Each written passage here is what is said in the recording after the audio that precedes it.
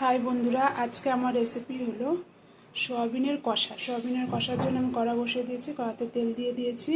সোয়াবিনটা হালকা ভেজে নেব। সোয়াবিনটা আমি আগে থেকে ভিজিয়ে রেখেছিলাম। সোয়াবিনটা দিয়ে দিয়েছি, সোয়াবিনটা হালকা ভেজে নামিয়ে নেব।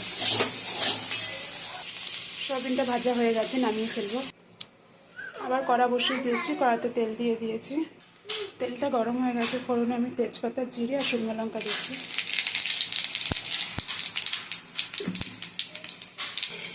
কেটে রাখা পেঁয়াজ দিয়ে দিয়েছি, পেঁয়াজটা ভালো করে ভেজে নেব। পেঁয়াজটা ভাজা হয়ে গেছে, কেটে রাখা আলু দিয়ে দেবো।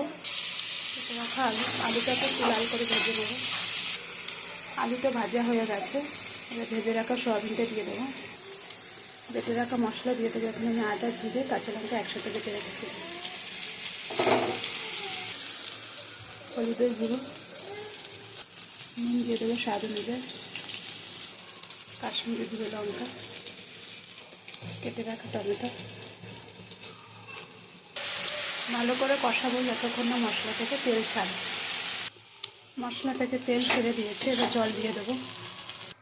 জল দিয়ে দিয়েছি, রেডি হয়ে গেছে। এবার নামিয়ে ফেলবো।